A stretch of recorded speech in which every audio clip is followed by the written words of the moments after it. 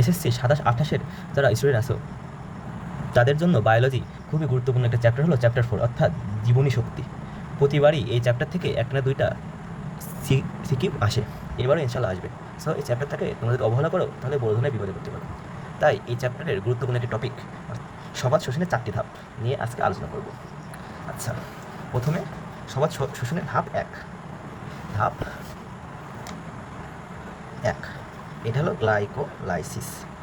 Glycolysis দেখো নামের সাথে কি আছে, গ্লাইকো অর্থাৎ কি এইখানে গ্লুকোজের জারণ ঘটে। এখানে গ্লুকোজের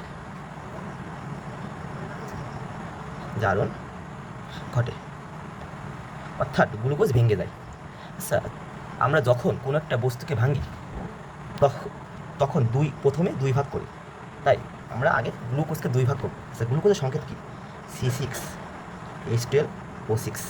এবার দেখো গ্লুকোজকে তো যদি আমি দুই ভাগ করি তাহলে কি হয়? C3 এবং O3। দেখো এর আগে যদি আমি 2 দিই তাহলে কি আছে? 3 × 6 C6 এবং 3 × 6 O6। কিন্তু এইখানে ব্যতিক্রম আছে, হাইড্রোজেন হবে 4টা এবং এইটাই হলো পাইরুভিক অ্যাসিডের সংকেত। পাইরুভিক অ্যাসিড অর্থাৎ এইখানে এখানে এক অণু গ্লুকোজ ভেঙে 2 অণু C3H4O3 প্রস্তুত হয়, অর্থাৎ পাইরুভিক অ্যাসিড প্রস্তুত হয়। এবার দেখো মজার বিষয়, এই যে 3 × 6 6টা কার্বন শেষ। হ্যাঁ, এবার দেখো 3 × 6 6টা অক্সিজেন শেষ। এবার এই যে 4 × 8 মানে কি? মানে হচ্ছে H8, কিন্তু আমাদের হাইড্রোজেন আছে 12টা। তাহলে হাইড্রোজেন অবশিষ্ট থাকে 4টি। এবং মজার বিষয় হলো পরবর্তী ধাপে 4 অণু এটিপি প্রস্তুত হয় এবং এইটাই ঘটে গ্লাইকোলাইসিস ধাপে। অর্থাৎ গ্লাইকোলাইসিস ধাপে এক অণু গ্লুকোজ জারিত হয়ে 2 অণু পাইরুভিক অ্যাসিড এবং 4 অণু এটিপি তৈরি হয়। এবং একটা গুরুত্বপূর্ণ বিষয় হলো এই গ্লাইকোলাইসিস মাইটোকন্ড্রিয়ায় ঘটে না।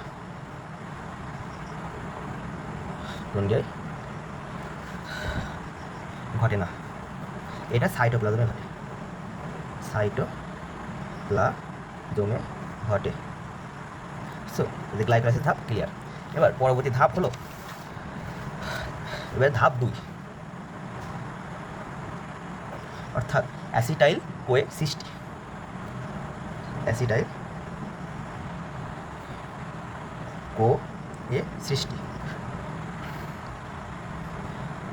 এবার দেখো এই যে উপরে গ্লাইকোলাইসিস ধাপে যেই 2 অণু পাইরুভিক অ্যাসিড তৈরি হয়েছিল, এইখানে সেই 2 অণু পাইরুভিক অ্যাসিডের জারণ ঘটবে।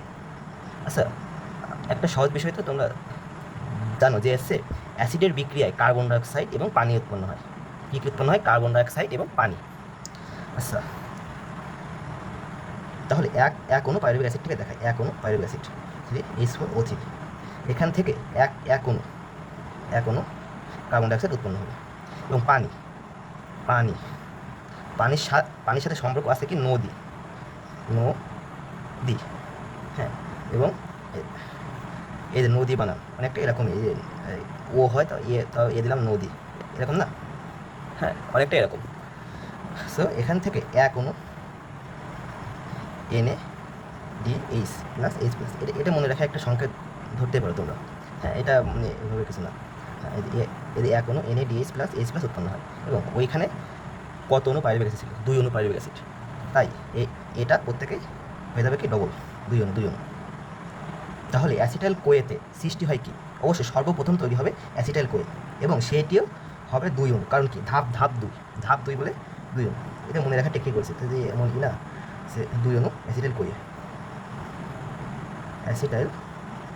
কোয়ে, হ্যাঁ, এবং 2 অণু কার্বন ডাইঅক্সাইড এবং 2 অণু NaDH+H+ উৎপন্ন হয়। এবার হলো তৃতীয় ধাপ 3। এটা হচ্ছে ক্রেবস চক্র। ধাপ 3 এটা হচ্ছে ক্রেবস চক্র। ক্রেবস চক্র।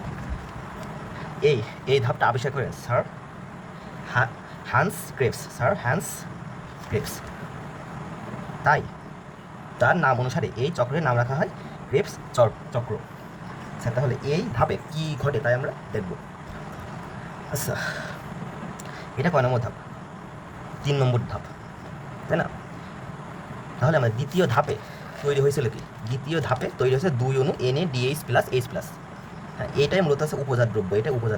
এটাই অ্যাসিটাইল কোয়েতে সৃষ্টি হয়েছে। কার্বন ডাইঅক্সাইড গ্যাস, এটা কোনো উপজাত দ্রব্য না। তো যেহেতু 3 নম্বর ধাপ, তাহলে 3 গুণ 2 অণু NaDH প্লাস H প্লাস উৎপন্ন হবে এবং সে বাকি যা উৎপন্ন হবে তাকে আমরা 2 দ্বারা গুণ করে দেবো। তাহলে আগের ধাপে আমরা দেখেছি কি 2 অণু কার্বন ডাইঅক্সাইড উৎপন্ন হয়েছে। তাহলে দিয়ে দিই 2 অণু কার্বন ডাইঅক্সাইড। এবং এই ধাপে নতুন করে 2টা জিনিস উৎপন্ন হবে। সেটা হলো কি FADH2 এবং GTP। এটা 1 অণু করে তৈরি হবে, 1 অণু করে।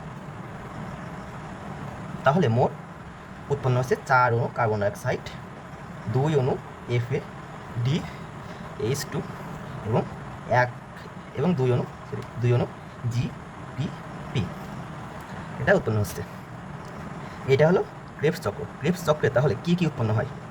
হচ্ছে 6 অণু NaDH প্লাস AH প্লাস, 4 অণু কার্বন ডাইঅক্সাইড, 2 অণু FADH2 এবং 2 অণু GTP।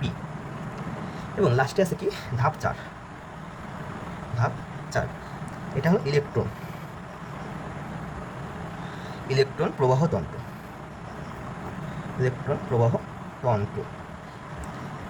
এই ধাপে পরবর্তী 3টা ধাপে যা উৎপন্ন হয়েছে সকল কিছু জারিত হয়ে তৈরি হয়। অবশ্যই এটি এটিপি তৈরির প্রক্রিয়া। এটিপি প্রস্তুত হয়, এটিপি প্লাস পানি। ওই যে নদী ছিল না, এই যে নদী থেকে যে পানি প্লাস উচ্চ